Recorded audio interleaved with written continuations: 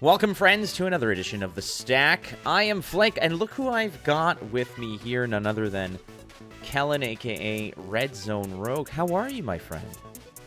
Hey, how's it going? I am doing fantastic. It's a little hot here. I'm not gonna lie. I'm not gonna sugarcoat it. It's like 90 degrees Fahrenheit here, which I think is like what 30 something. Yeah, that's Celsius. definitely in the 30s. That is in the uncomfortable range. But you know what they say? It's not the heat, it's the humidity.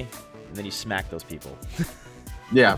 Well, I'm in Oregon and we have humidity too, so it's fine. It's fine though. I'm doing great. How are you doing today? I'm well. I just got back from Ohio yesterday, and it was a 7 or 8 hour drive, but it was well worth it. I got to eat all kinds of foods that I'm unaware of, and I got to be reminded that I'm Canadian about a couple hundred times. But hey, that's a good thing. What, you're Canadian? Yeah, don't remind me. All right, so it is The Stack, and we know how to play. Basically, I'm going to give you 9 statements, Red Zone, and you got to tell me whether they resolve, you agree, or they fizzle. Ain't going to happen. Are you ready to play The Stack? Yeah, ready and willing. Let's do it. All right, let's do this. First one is, mixed format is the best way to run Pro Tours and Worlds. So that is, 2 or 3 formats mixed, either like a draft element and a CC element, any kind of limited and constructed mixed together. Oh yeah, this is easy for me. This is this resolves. Like, this is sweet. I'm a big fan of having like limited and constructed formats for like the super top end events like Worlds and even like Pro Tours and stuff, because it shows a very wide breadth of skills, so you can prove definitively who like the best player is. Bravo Showstopper will emerge as a tier 1 hero. Ooh. Oh, that's interesting. Okay. I'm giving Tier a little bit of 1 love to hero. Guardian. I mean, Guardian's pretty good. Having a dominate effect is pretty sweet. I'm just wondering. I assume you mean in Classic Constructed. Yes, I'm going to say Classic Constructed, like the full 60 card mojo here. That's interesting. I don't know. I guess I have to make a choice here. I can see it. I can see it happen. So let's just go with a resolve. I'm not really resolved in my resolve, but I'm gonna say it resolves. I know Bravo's quite good. I can kind of see him building a place out in the meta. Flesh and Blood will get merchandise in 2023. Now that can be clothing like hats, shirts, could be stuff like statues or other things of that nature. So I know from talking with people at LSS for several years now that they've always been a little opposed to it, but times are changing, and I can maybe see like shirts or something. I've always wanted like a Flesh and Blood shirt, even just to, very selfishly, just to wear on like coverage and stuff. And I think that would just be awesome. I know they have like some LSS shirts and Judge shirts, but I'm gonna go with my gut and say it fizzles. That's a surprising one to me. I honestly I'm all for. I, like you, think that I want it. I think that it's from a selfish perspective. I want to wear I want a shirt with like a Katsu on it. Like, I want people to be able to kind of show off their mains, I really want it. So I say it fizzles just because I think that's what's gonna not gonna happen. It's not gonna happen. But I really want it to happen. I think it would be awesome. I mean, they've already sort of branched out a little bit. Like, we had those cool like mugs at the Pro Tour. But like selling merch, which I assume that's what you mean, like selling merch yes. to like a wide audience, I don't think that'll happen next year. Alrighty. Rhinar is the most metal hero. Oh, that's really close. So you say the word most. Oh, it's really close, because I think Chain is very metal too, like in his own like genre of metal, right? Like Chain looks like the front man for like Cradle of Filth, or like, he could be in like Typo Negative or something. But Rhinar is like pretty metal too. I mean, he's literally a brute, and like a very common thing that you say in metal is brutal.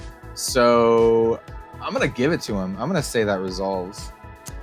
Azalea is the next hero to get a buffed version. Now, we've seen how Bravo got like Bravo Star of the Show, which had elemental, an essence of all 3 elements. Azalea is the next hero to get a little bit of an upgrade. I wish, man. I don't think so, but I wish. I think it's actually going to be something like Kano or Kasai, something Volcor related, possibly in the upcoming set Dynasty. I don't think we're going to see Azalea for a little while, if at all. So I'm going to say that fizzles. I wish so hard that were true, but I don't think it's true. So weapons are kind of associated with heroes now when it comes to retiring to living legends. Weapons should be retired alongside living legend heroes. Yeah, at first I was kind of against this, but I've come around to it actually. I think that resolves. I think they should. I think it's cool in terms of like flavor, but it's also cool in terms of like cleaning up the meta. Like the weapon, the characters like taking their weapon into the sunset, right?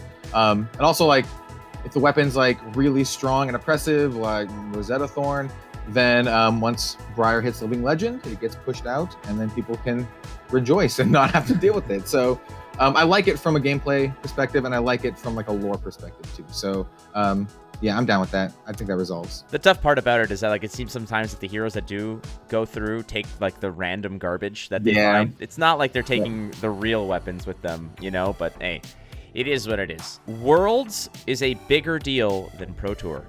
Oh, 100%. Like this is the most resolve of all time. Worlds is like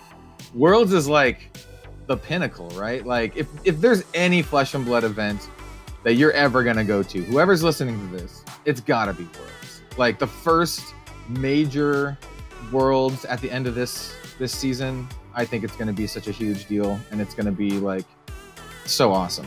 So yeah. Necromancer is the next new class coming to Flesh and Blood. Fizzle, Assassin, give me Assassin. I'm just gonna. This is completely out of hope. Like this is like maybe Necromancer, but I still got my chips on Assassin. I have a little bit of reasoning for this. It's not all just copium. Trust me. Like there's a little bit of hope there. They mentioned specifically assassinations happening in the lore for Uprising. Like they planted the seeds. They planted the seeds. So please, James, LSS, give me Assassin.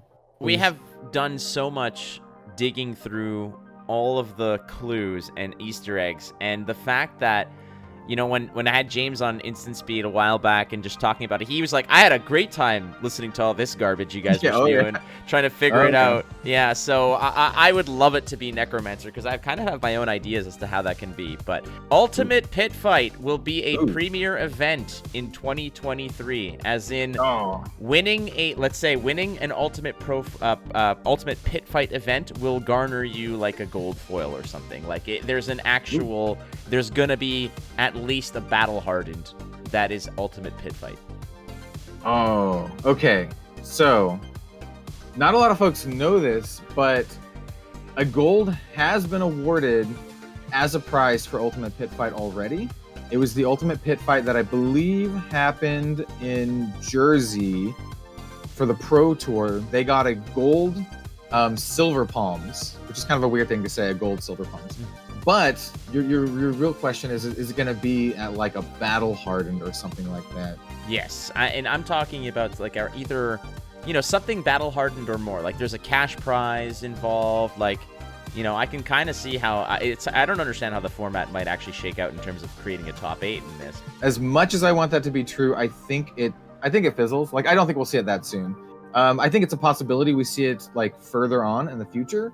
But I think since LSS just kind of adopted it officially, like recently in the last few months, I think it's still too soon for it to be part of their like official organized play system. I do see them giving prizing like that gold Silver Palms at various events. So maybe like at Worlds, there'll be like a little, like a cool like UPF side event that has like a really spicy prize, like a gold Yorick or something like that. I could see, or a gold his loot, like the loot that he has. I could see something like that, but like as an official battle hardened plus event, I don't see that happening for a while. Well, you do a good job to put out content related to Ultimate Pit Fight, and so for those, I mean, we'll get to that in just a moment. But I mean, I just want to mention also the fact that a lot of these statements, when I write them, I try to create scenarios where it's like, all right, you have a tug of war between your brain and your heart, right? And So those are the best ones, and I do appreciate you coming on the show, Red Zone Rogue, and mentioning Ultimate Pit Fight and the good content you put out there. Friends who do not necessarily have a sniff of where to find you, please help them out. My name is Kel, also known as Red Zone Rogue, youtube.com/Red Zone Rogue. I'm also pretty active on Twitter, so twitter.com/Red Zone Rogue. I also have an Instagram and Facebook, also at Red Zone Rogue, but I don't use those as much. But I'm very consistent with the branding across the board, at Red Zone Rogue everywhere. Lucky you. Lucky you. I had the Twitter presence of @Flake actually like a tweet I made. And I was like, you bastards, you're just like legitimately. I was under the impression that this person just didn't their account is private. You can't see anything. And in my head, I was like, this was created like 15 years ago. They probably never use it. I was gonna lobby to get it, and then randomly that person liked a tweet that I was mentioned it or something, just to poke it at me. So oh no, yeah, no, consistent branding is like it's like winning the lottery in this day and age. But thank you so much, Kellen, aka Red Zone Rogue, and we will catch you next time on The Stack, ladies and gentlemen.